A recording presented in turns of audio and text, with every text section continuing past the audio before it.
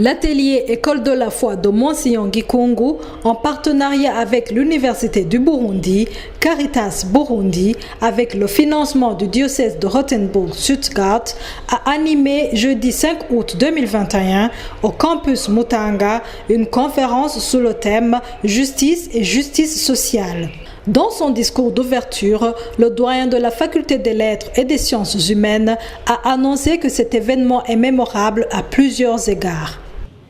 L'atelier École de la foi est né de l'idée fort lumineuse d'un petit groupe de réflexion qui constatait amèrement, sur base des faits sociaux et des comportements de leurs acteurs, que le pays possède beaucoup de chrétiens mais peu de croyants. Ce constat, qui semble valoir pour nous tous, trouve son fondement dans les violences cycliques que notre pays a connues et la participation des fidèles dans différents cultes religieux, mais aussi dans des malversations économiques et la corruption tant dénoncées ici et là. L'atelier École de la foi s'est donc donné pour objectif de réfléchir pour trouver comment édifier une société renouvelée et contribuer à former des leaders de parole et d'action, à lutter contre l'ignorance, contribuer à l'enracinement de la foi et à la culture de la vérité et du développement. Ce programme fort ambitieux est aussi le nôtre en tant qu'institution universitaire. En effet, dans un pays hyper stressé comme le nôtre, le monde universitaire est également appelé à développer et éclairer la communauté sur les mécanismes de compréhension mutuelle et de vivre ensemble pour recoudre notre tissu social.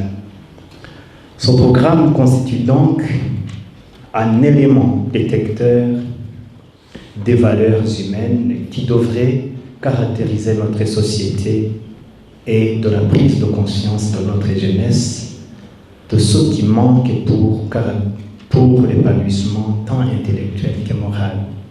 Le président du comité de pilotage du projet Éducation à la paix nous explique le thème de ce jour où la justice doit jouer le rôle de premier plan.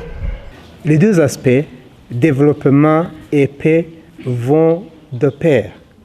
Parce que là où il n'y a pas de développement, vous allez trouver des inégalités sociales. Et les inégalités sociales sont à la base de l'insécurité. Et vous connaissez les événements qui ont endeuillé le pays depuis les indépendances. Elles étaient basées sur ce que les uns pressentaient comme injustices qui ont été faites sur base régionale, sur base ethnique, sur base clanique, etc. Alors, si il y a le développement, il y aura moins de conflits sociaux et le pays pourra vivre en sécurité.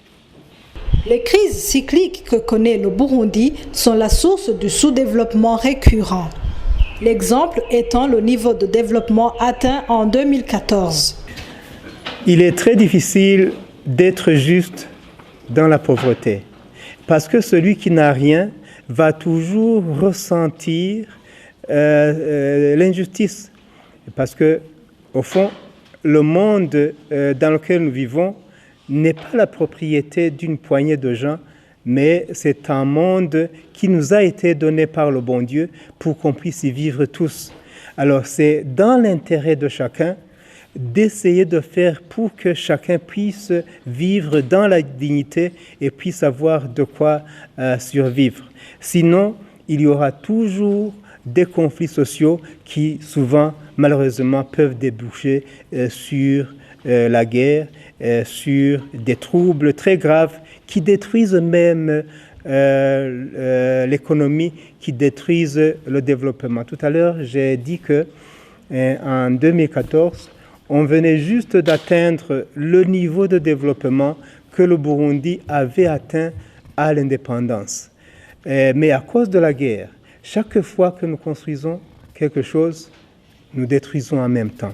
C'est dans notre intérêt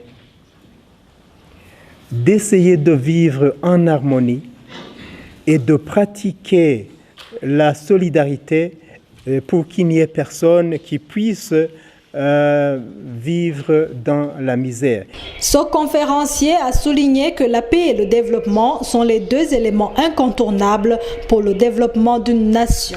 Qu'est-ce qui vient le premier? Est-ce que c'est le développement? Est-ce que c'est la paix? Et les deux, je l'ai dit, sont les deux choses qui sont liées. Mais ce qu'il faut développer, ce sont d'abord les connaissances. Vous savez, notre pays, c'est un pays qui est surpeuplé. Mais c'est vraiment relatif, parce que la première richesse qu'on a, c'est la population. Mais une population inculte, c'est plutôt un poids qu'une richesse. Alors il faudrait que les gens puissent être instruits.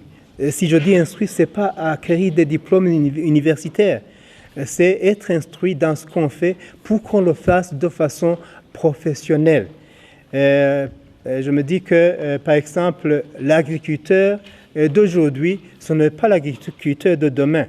C'est quelqu'un qui aura appris les techniques modernes d'agriculture, les techniques modernes d'élevage pour rentabiliser le pain qu'on a.